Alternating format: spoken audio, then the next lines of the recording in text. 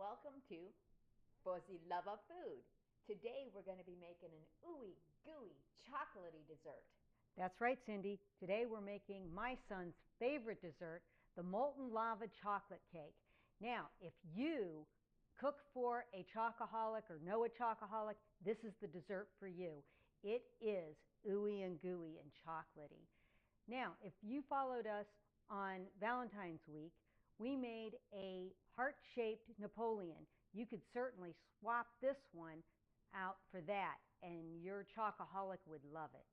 That's absolutely right. So now let's get to making the cakes, and I will be back at the end for the taste testing. The best part. Absolutely. For the molten lava chocolate cake, we need 2 ounces of good quality dark chocolate. You can either use a bar and chop it up or get the pieces like I have here. We need a 1/4 cup of room temperature unsalted butter, and we need a 1/2 cup of powdered sugar. We have a 1/4 cup of all-purpose flour, 1 whole egg and 1 egg yolk. We have a 1/2 teaspoon of pure vanilla, and it's always important to use a good vanilla when you're baking. And we have a 1/2 teaspoon of espresso powder. To prepare your lava cakes, we're going to use 2 9-ounce ramekins, and we're just going to spray them lightly with a non-stick cooking spray, or an option is you can just use butter instead of the cooking spray. Okay, we're going to take our chocolate pieces or chocolate bar that's been broken up, and we're going to take our 1/4 cup of butter, and remember, I always start with room temperature butter, and we're going to microwave this for 20 seconds at a time. And we do that in increments of 20 seconds so that you don't burn your chocolate. Okay, I had the chocolate in the microwave for about 40 seconds, 2 20-second intervals, and in between I took it out and I stirred it. You want to make sure you do stir that because you do not want your chocolate to burn. Okay, now that your chocolate is melted with your butter, we're going to add the powdered sugar to this. Just go ahead, dump it in, give it a good stir.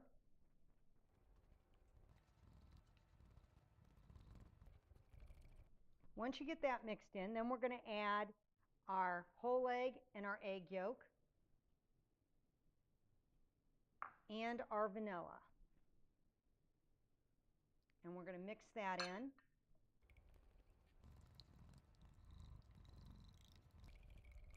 Now we're just going to add the flour and the espresso powder. Now, if you don't have espresso powder, you could certainly use instant coffee.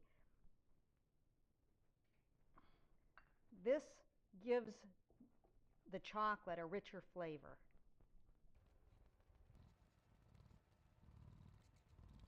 Okay, now it's ready to go into your ramekins and bake.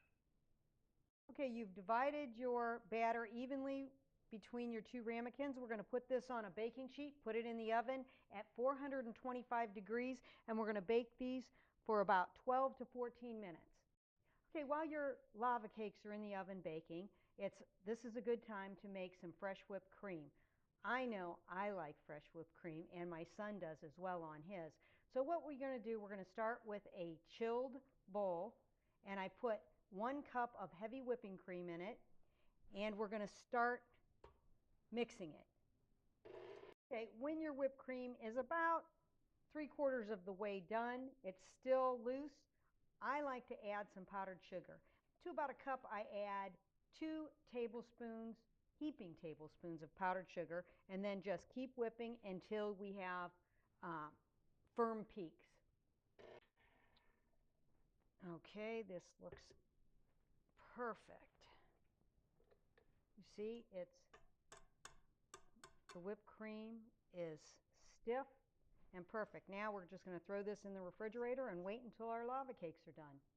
Okay, after your cakes have sat for about a minute, we're going to just take a knife and run it around the edge just to make sure that it releases. Now we're going to put it on its plate. I find it easier just to do this, to put the plate on top and then turn it over.